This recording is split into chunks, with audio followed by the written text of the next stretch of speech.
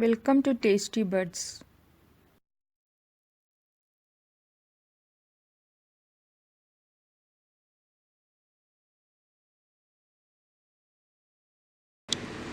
അപ്പോൾ നമ്മൾ ഇന്ന് ഉണ്ടാക്കാൻ പോകുന്നത് ഒരു കോവക്ക ഫ്രൈ ആണ്. അപ്പോൾ അതിനു വേണ്ടിയിട്ട് ഞാനൊരു പാൻ അടുപ്പത്ത് വെച്ച് ഓയിൽ ഒഴിച്ചിട്ടുണ്ട്. ഒരു 2 ടേബിൾ സ്പൂൺ ഓയിൽ ഉണ്ടാവും. ഇനി നമുക്ക് അതിലേക്ക് കടുക് ഇട്ട് കൊടുക്കാം. അപ്പോൾ നമ്മുടെ കടുക് നന്നായി പൊട്ടി വന്നിട്ടുണ്ട്. ഇനി നമുക്കത് തീ ഞാനൊരു ഏകദേശം ഒരു ലോ ടു മീഡിയം ഫ്ലെയിമിലാണ് ഇട്ടിട്ടുള്ളത്. ഇനി നമുക്കതിലേക്ക് വലിയ ജീരകം ചേർത്ത് കൊടുക്കാം. വലിയ ജീരകം ചേർത്ത് കൊടുത്തു.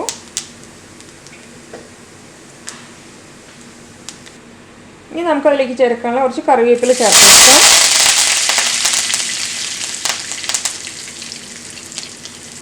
ഇനി ഒരു സവാള അരിഞ്ഞ് നമുക്കിതിലേക്ക് ചേർത്ത് കൊടുക്കാം.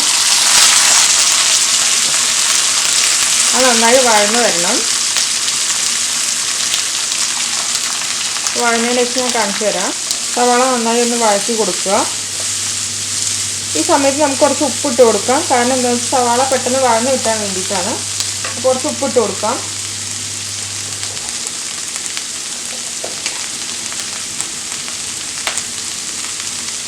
കുറച്ച് ഉപ്പിട്ട് കൊടുത്തു. ഇനി സവാള പെട്ടെന്ന് വഴന്ന് വരട്ടെ. ഇനി നമുക്ക് ഇതിലേക്ക് ചേർക്കാനുള്ള ഒരു ചെറിയ തക്കാളി ചേർത്ത് കൊടുത്തു. നന്നായി ഇളക്കി മിക്സ് ചെയ്യുക.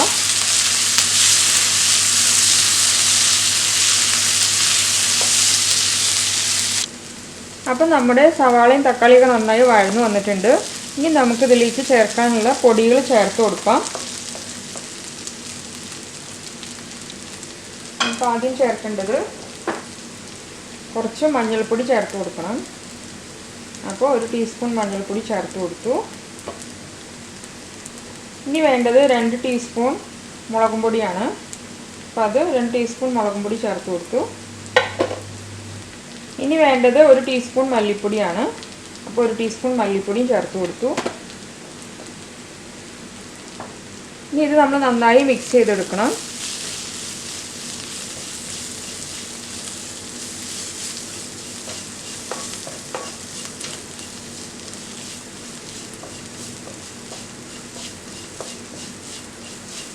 ഇതിൻ്റെ പച്ചച്ചുവയൊക്കെ ഒന്ന് മാറുന്ന വരെ നമ്മളൊന്ന് വഴറ്റി കൊടുക്കണം. അപ്പോൾ ഇതിൻ്റെ പച്ചച്ചുവ മാറുന്ന വരെ ഞാൻ വഴറ്റി കൊടുക്കട്ടെ. അതിനുശേഷം നമുക്ക് കാണാം. അപ്പം മസാലയുടെ പച്ചച്ചുവയൊക്കെ മാറിയിട്ടുണ്ട്. ഇനി നമുക്ക് ആഡ് ചെയ്യാനുള്ളത് കോവയ്ക്കാണ്. അപ്പോൾ കോവയ്ക്ക നമുക്ക് ആഡ് ചെയ്ത് കൊടുക്കാം. കോവക്ക ഫ്രൈ ആണ് നമ്മൾ ഉണ്ടാക്കുന്നത്.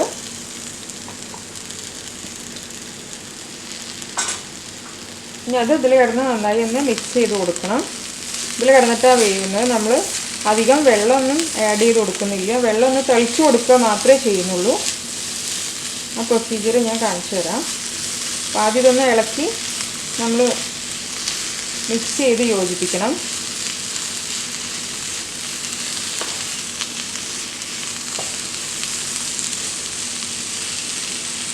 ഈ നെക്സ്റ്റ് സ്റ്റെപ്പ് ഞാൻ പറയാം.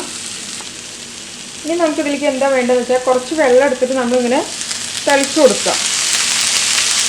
വെള്ളം ഇങ്ങനെ തളിച്ച് കൊടുത്താൽ മതി.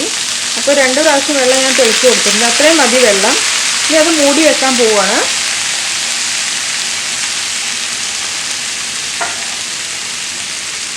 നമുക്കത് മൂടി വയ്ക്കാം. ഇനി അങ്ങനെ ഇരുന്നിട്ട് അത് വേവട്ടെ. ലോ ഫ്ലെയിമിൽ വേണം അത് വെക്കാൻ വേണ്ടിയിട്ട്.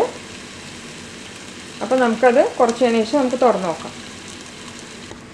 അപ്പോൾ നമുക്കിതൊന്ന് തുറന്ന് നോക്കാം. കണ്ടോ, നമ്മൾ വെള്ളമൊന്നും അധികം ആഡ് ചെയ്തിട്ടില്ല. ആ വെള്ളം സ്പ്രിങ്കിൾ ചെയ്തതിൻ്റെ ഉള്ളൂ. നമുക്കിതിന് ഉപ്പുണ്ടോ എന്നൊക്കെ നോക്കാം. കോവക്ക ഒന്നും കൂടി വേവാനുണ്ട്. അപ്പോൾ ഞാൻ ഉപ്പൊന്ന് ചെക്ക് ചെയ്യട്ടെ.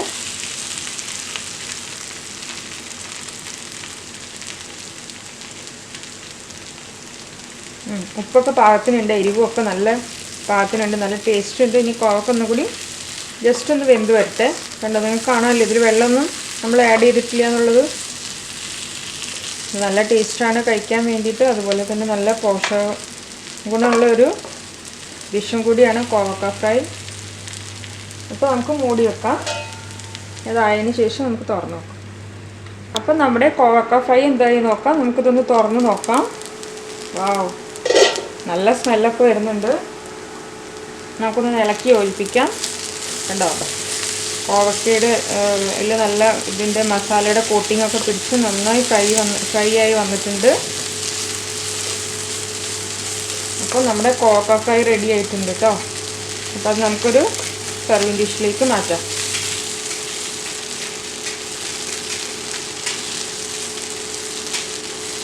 ഞാൻ ടേസ്റ്റ് നോക്കട്ടെ അതിന് മുമ്പ്.